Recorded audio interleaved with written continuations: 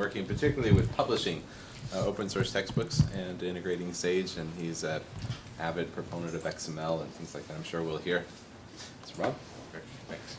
So I had some slides prepared, and I guess yesterday I just decided, before I was going to speak yesterday, I decided I'd just abandon them. They're posted, you can go look at them, they have some remarks and things, and hopefully I'll catch all that stuff. I'm going to try instead to sort of rip by example here and just show you some things. So, got most of this in my browser. So I started in about 2003 writing an open source linear algebra textbook. I wrote it in LaTeX, as I think most anybody would. My idea was that I was making PDFs, and that was sort of my primary target at the time. I think I had some idea of sort of structured markup, what I'll talk a little bit about XML in a minute. Very organized in how I wrote my tech. Used lots of macros for the mathematics. I used lots of macros for sort of capturing structure. I had a lot of begin end kind of things that you might not normally do. I also was very careful about when I was trying to write for sophomores who were learning how to do proofs. Whenever I was writing a proof, I tried to justify every step, and I would make a reference back to whatever theorem or definition justified whatever it is I just did. So I had all that stuff sort of coded in tech.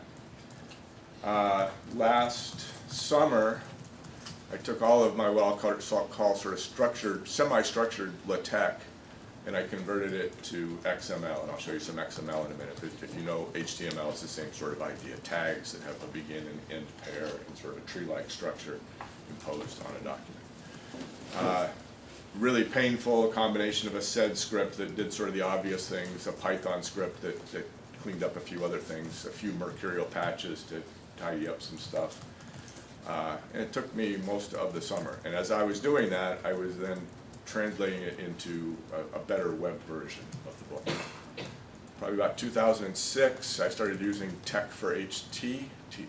Really nice translator, really finicky. It's got its quirks. I was able, before starting last summer's conversion, to be able to take my entire book and turn the LaTeX into web pages. And the idea of that was to then turn it into Sage notebooks, which I was able to do. The Sage notebook is mostly HTML, so just little delimiters around the cells. So Carl was showing us sort of the underlying format. So last summer, I converted it to XML, and the great thing about XML, and what I hope to convince you of, is you can then pretty much make anything you want. So there are really good tools, robust tools for taking XML, which is fairly simple, and converting that into any kind of output you like. So you can make HTML, you can make LaTeX, you can make cloud server format, whatever we're calling that, the Sage SW format that William's been using.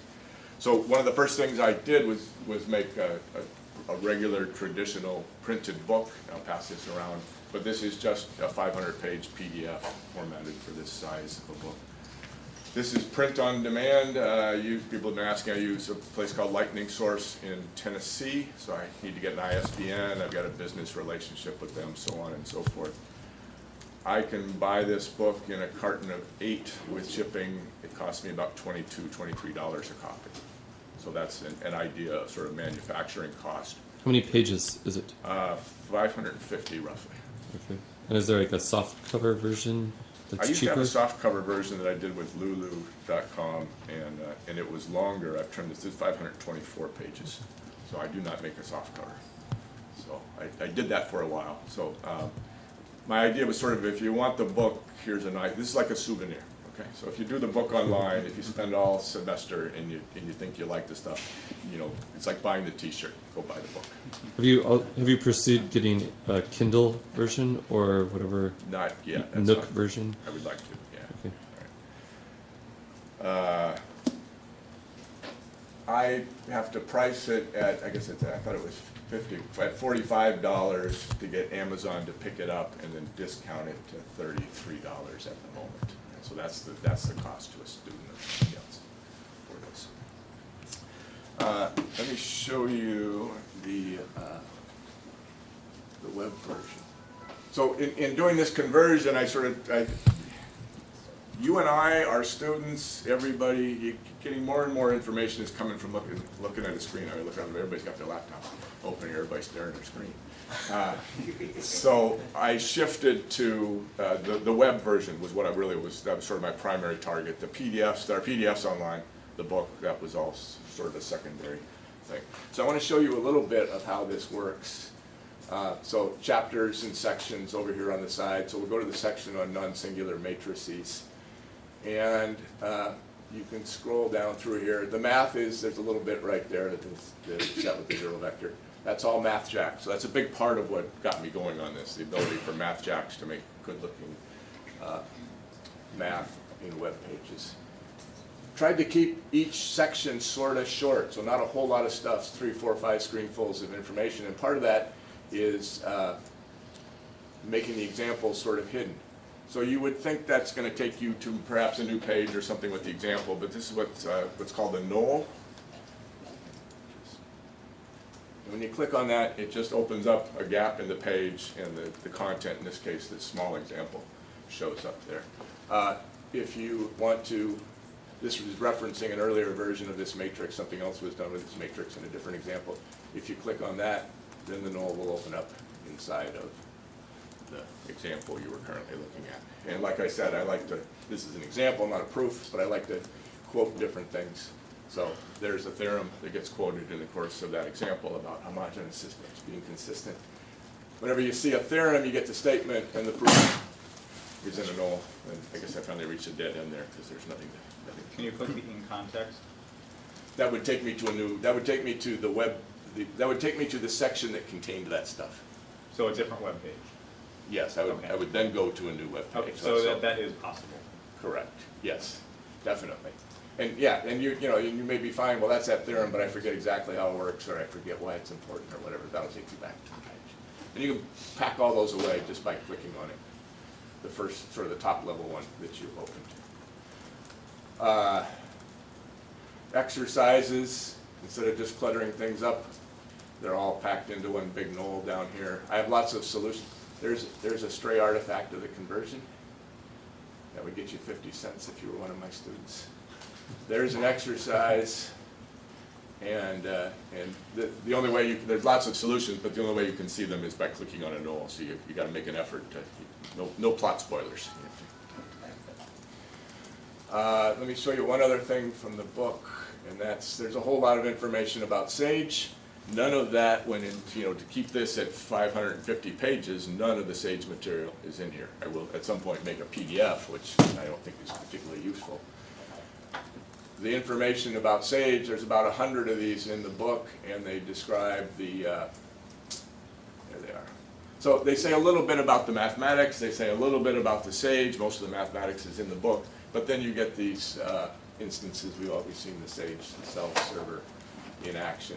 And that's just showing the student how to build the identity matrix, because this was the place where I needed to discuss that. And of course, you can edit those. So we've seen the Sage cell in action. But all that stuff is in this XML source now that I have for the book. And I'm able to manufacture the PDF and skip all the Sage stuff.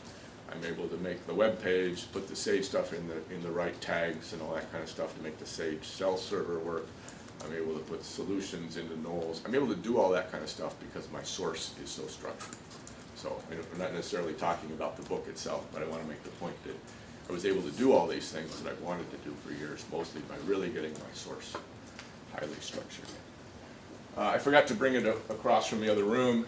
There's this book that 10 mathematicians in France wrote about Sage. It's available on Amazon. So I think I got up the page for it. And William's asking about softcover because this thing is softcover and it's dirt cheap. It's the same number of pages. Okay, same number of pages, right? Yeah, so I should say I've got $5 in revenue from my book. That 30 whatever from Amazon. 5 of that's coming back to me at no cost. I don't think there's much revenue left in that $8.34 on that book, which is good. I looked at converting this book like I was doing with my book. 10 different authors, 10 different approaches to how to use tech. All right? And to get it through this Tech for HT, each chapter I had to wrap my head around what this author was doing and how they were doing things and making adjustments and all that.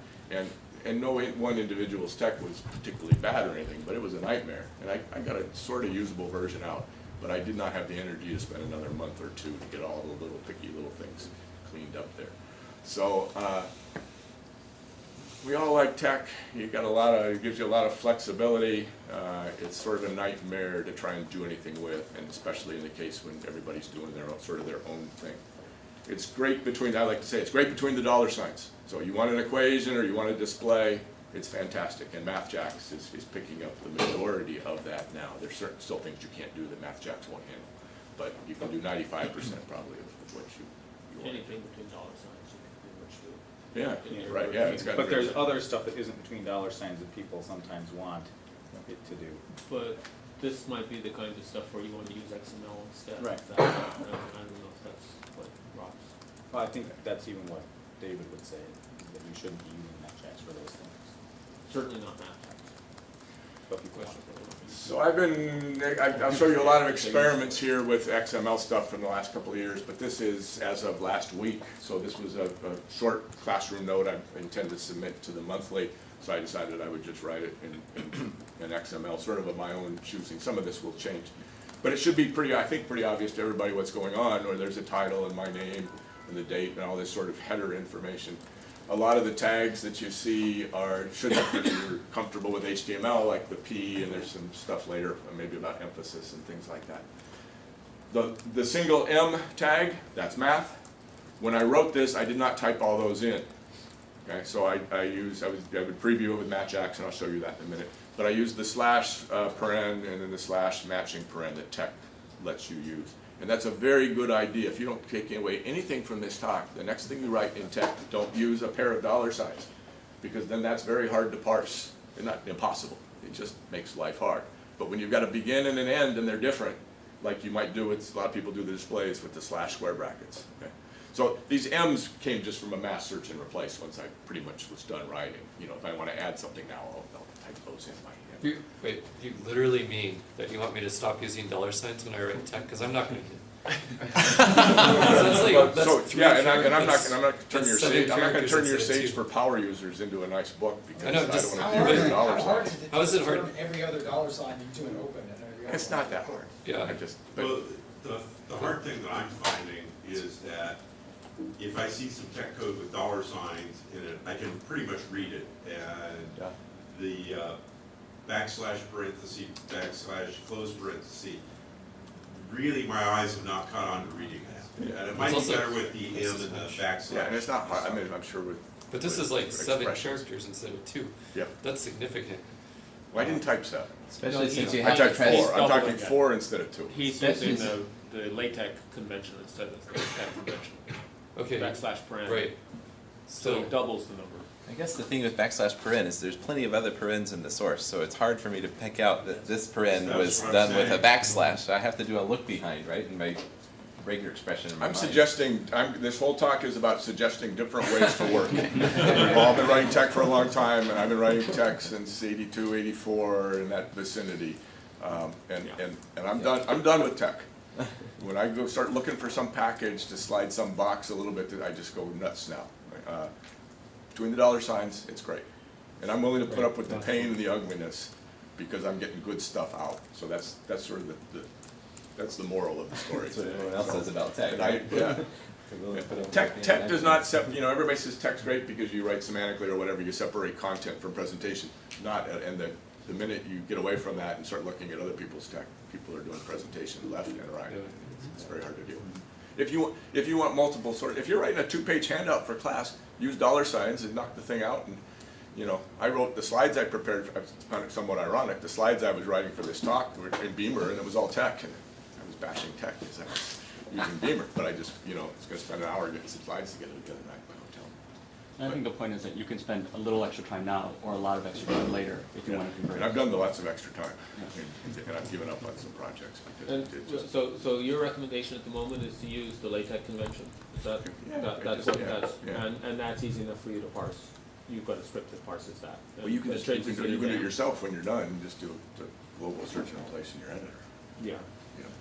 And there are I purposely not started using an XML editor. I've been doing this just in a plain Right. text editor, and I that's one of the next things I wanna do is pay $100 for a good XML editor, see what that buys me.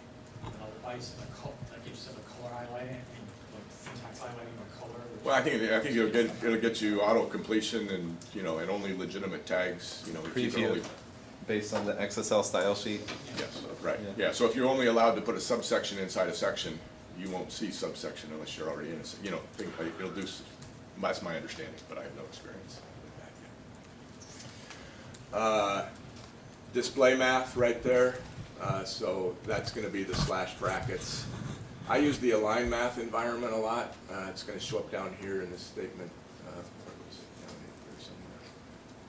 There's some align math, I thought, maybe not. Here's a good example of what I'm doing. So what's a lemma? Or a theorem or a corollary? It's a statement and a proof. So I've got the statement delimited, I've got the proof delimited. What's a proof? In what I'm doing now, it's a sequence of paragraphs. A statement is a sequence of paragraphs. There may be only one paragraph, but that's the way. So that's, you know, it's a little bit of overhead to all of this. I don't think there's much else to show you in there. So let me show you what comes out of this. Go ahead.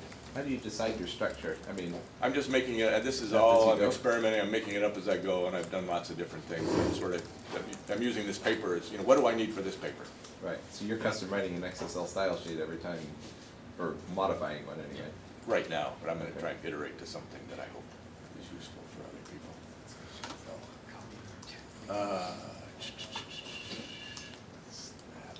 That's that. Just a real quick thing, this is a book I've been working on, mostly Chris Godsel's work, I've made some contributions. This is being styled, this went into DocBook, and then that was styled with, I guess, the free BSD documentation style sheet. These are just, when I did this a year ago, that's the Sage stuff, it's just text, those could very well be, you know, take me 10 minutes to get those going in Sage self-server type things. So that's sort of the other project I'm working on right now that I'm gonna try and do. This was a worksheet that I used in a class up at University of Victoria. I didn't bring it up this morning, I forgot to do it actually, but from the same source, I converted, this is just a static web page, I made a Sage worksheet out of that. So I spit out all the kind of stuff Carl Dieter was talking about, everything but the head and the body and those tags, and that's what I spit out. And then I just cut and paste that into a blank worksheet, and it looked just like that, other than it being an actual Sage In worksheet. principle, you could have even created the entire Sage worksheet. Yes, Because it's and I have just a an script, HTML yes. file inside of. Right, you can run it through a little Python script to package it up as the SWS format. Yeah, and I've done that with my project earlier with my own. So I should go back and show you one thing in the source, sorry.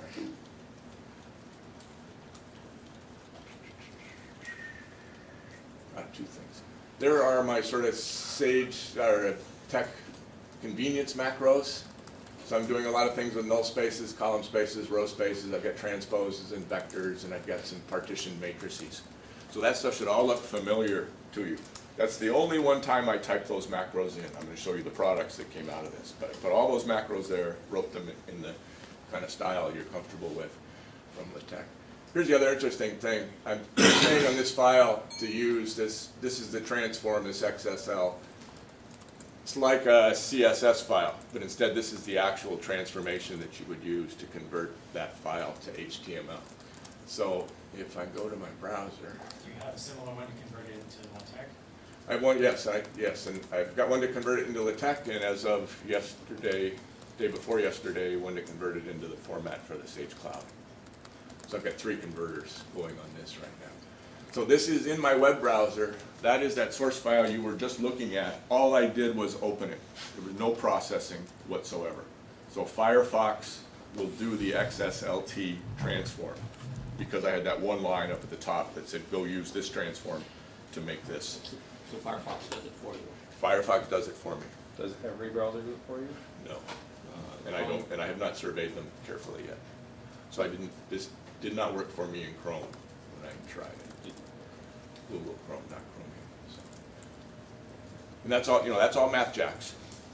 And it's picking up those same macros I just showed you and interpreting them properly for MathJax and then rendering that on the page. So my idea is all you need to author like this is that if you want to, a text editor, and in this case Firefox, but a web browser. So you can type over there in your text editor, and you can pop over to your browser and hit refresh. And it doesn't give you great error messages, but it'll give you an error message if you didn't match things up properly. And there are other tools to validate your XML, things of that sort. But it will show you what you've got. Oh, okay, so this got, Oh, so that's tech output. that is tech, and then hit with PDF LaTeX. And I'm just the PDF in my web browser. So that's all the same. There's, I don't know which lemma I showed you, whether it was 1 or 2. Maybe it was 2. There's the lemma. So I'm just doing, when I see that lemma tag, I'm spitting out begin lemma. When I see the proof, begin proof, or not the proof, the proof tag, I spit out begin proof. When I see a paragraph, I do whatever do whatever the paragraph dictates, and I put a /par on the end. Just sort of all the obvious things that you would translate from those tags to what you would perhaps normally write. Yeah. So about noon day before yesterday, I had a couple of short discussions with William about the underlying format of the worksheets in the Sage Cloud. So he's got some Unicode characters delimiting things. There need to be UUIDs in certain places, and then I wanted to hide some cells. And William's always he's one step ahead of everybody. When you ask for something, he's already got it. Ira implements it in an hour, but William's already got it. A little I and a little O somewhere, and I could hide cells and things of that sort. So my point is, I pretty much in an afternoon here was able to take what I wrote last week and get it into the format that William is using this week for the cloud. So there's all the information about me and so on and so forth. And this is just a quick decision I made. I decided to put each paragraph into one of these cells or one of these chunks that is part of, and that can be different. So today's project is to figure out how to get this to read a CSS file, and then I'll take off the rounded corners and I'll try and pretty this up just a little bit. What is that? Is that one of the, I know when you hit new, it gives you several choices, so is this like a worksheet? Yep. It's a worksheet, because it has the thing on the upper left, which is all the worksheet controls, the play button and the... Okay. So, but I built that locally on my machine, and I just dropped it into the directory. I dropped it in the directory. So it's the source I showed you. I hit it with one of the 3 transforms I've got working, and the transform wrote the Unicode characters that delimit the pieces if it was a normal compute cell. I have to run it through a Python script to make the UUIDs, because I can't quite figure out how to get XM. I haven't found the right thing in XML to make the UUIDs for me. So that's just basically a search and replace operation. I hope you'll try to run like the whole conversion on there too, just because you could. Yes, the XSLT processor is in the version of Linux that you use in a terminal.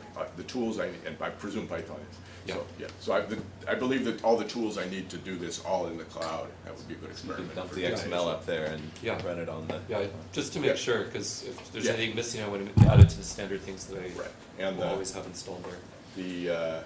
if you type in a cell here, it will highlight the XML properly. Yes. The code mirror picks that up. XML works. Right. Yeah. So you can do everything I think here. Yeah. Yeah.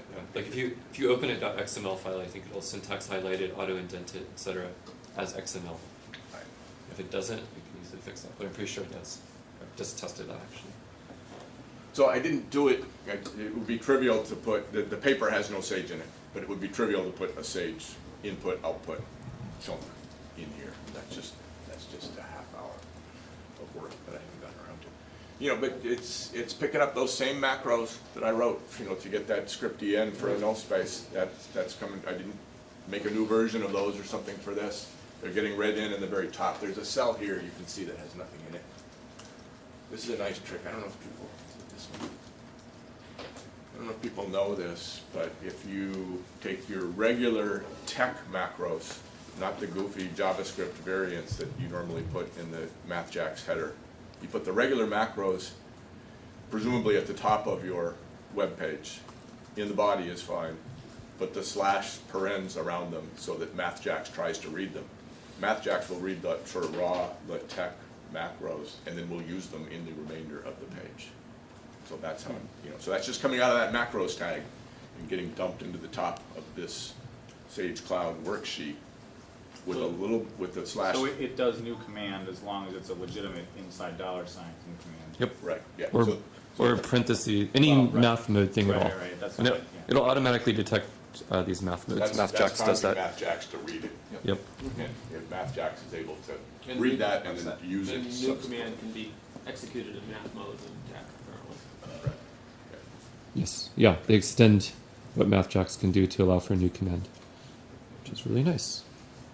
Can you show us a little of the XSLT and just to Sure. see what's Let me- involved yes, in writing a definitely. Let me show translator you. like Yeah, that? let me show you one thing while I'm here. Or- So the other decision I made was I put lemmas in a box of their own. I mean, you just have to decide at what sort of top level you want to chunk things up. Mhm.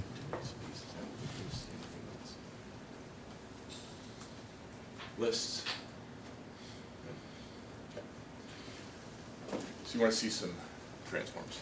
Yeah, Yeah, just yep. an idea of what would Yep. be involved to, what you're doing there and what you would take to write another one. Sorry, I can't clone my screen, so I have So, to. yeah, I mean, When you're for small, example, I've for got a similar different- kinds of things, you might like some kind of output that you could put in a media wiki page or something like that.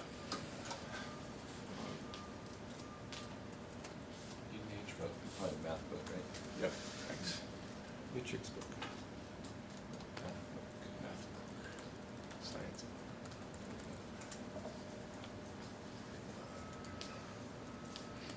What's the H in there? Math book.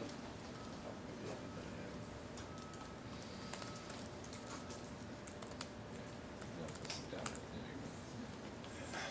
So those are the three I've been working on. So probably the one that will make sense to most people is this one. So I'm spitting out text rather than HTML. When I see the top level article, I write the whole document class, and there's sort of my usual stuff for getting the margins I like.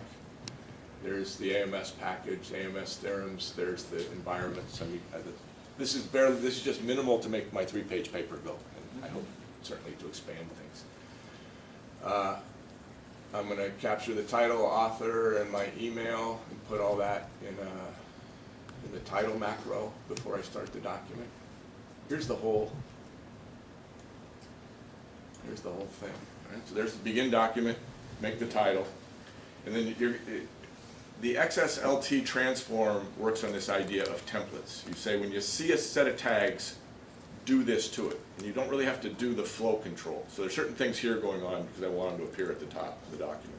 But pretty much it goes through sort of document order and just hits stuff with these templates.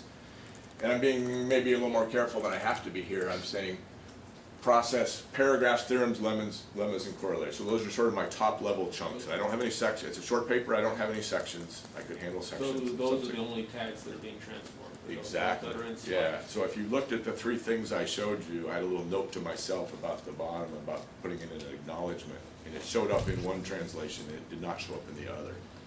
It doesn't show up here, because it's sort of hanging off in space. And the other style sheets I'm writing are not quite as polished yet.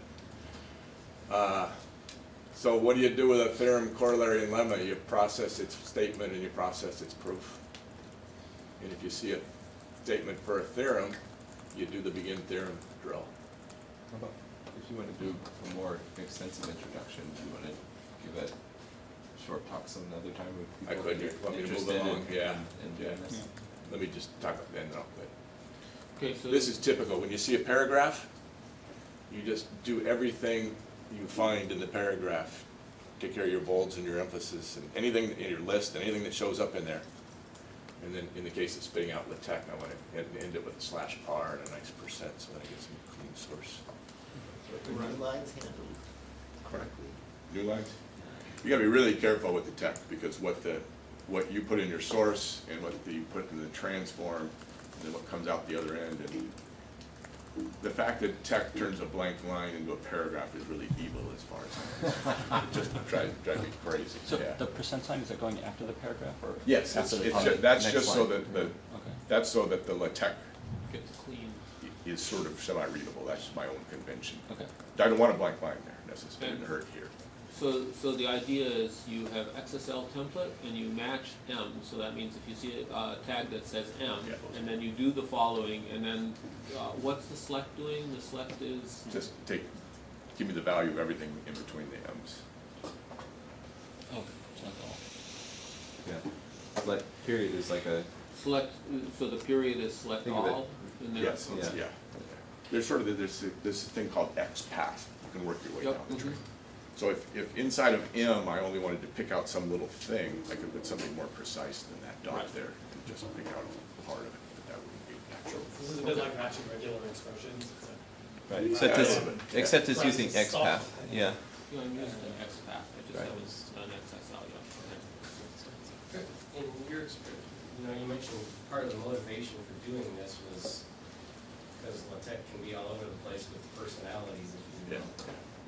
Granted, this is better structured and a little more rigid, but do you have the same issues cropping up in if everybody generates their own XSLT or let that happen as long as you have? Well, yeah, so you can, what's called an XML application is a set of tags and which ones can go in which place and suggestions on how they should be rendered and so on. So it would be nice, I would like to make some mixture of chapter, section, subsection that we're all used to that you don't get in HTML. Regular HTML tags for paragraphs, lists, emphasis, and then some Sage tags. I've had Sage, input, output, and then some instructions on doc testing, random, not tested, all that. I should have mentioned that. A big motivation for this is it's trivial to strip out all your Sage examples and make a doc testable file. And that's a big part of why I want to do this, is getting that stuff out.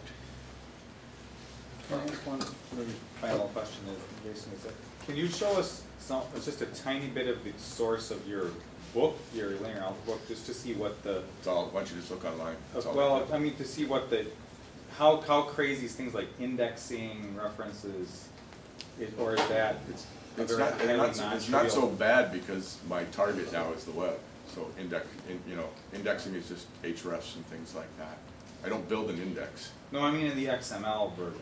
Yeah, there's some craziness in there. Okay. There's craziness in there. And nothing in there should be recycled. That was a one-off.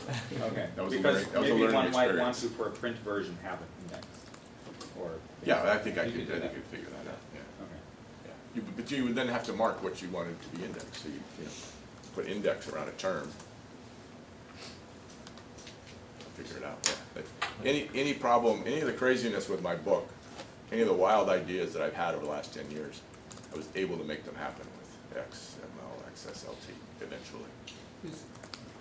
Isn't there a way you can make this verify also, to answer this question about having different versions of this? You can kind of validate, stuff? yes. So you make a schema. You say a subsection can Right. only appear in a section, and if you put a subsection that's not in a section, there are tools that will say you're no good. You have plans to do that, because that would Oh, help yeah, make yes. this thing, make it rigid, or Exactly. enough rigid. Yeah, so that- you could provide authors with that tool and say, before you send this to a journal or whatever, wherever it's gonna go, Make sure this run thing it works. against the first Yeah. step, run it against this. And then the style sheets should do what they're supposed to do. Right, And the author doesn't have to understand the style sheets.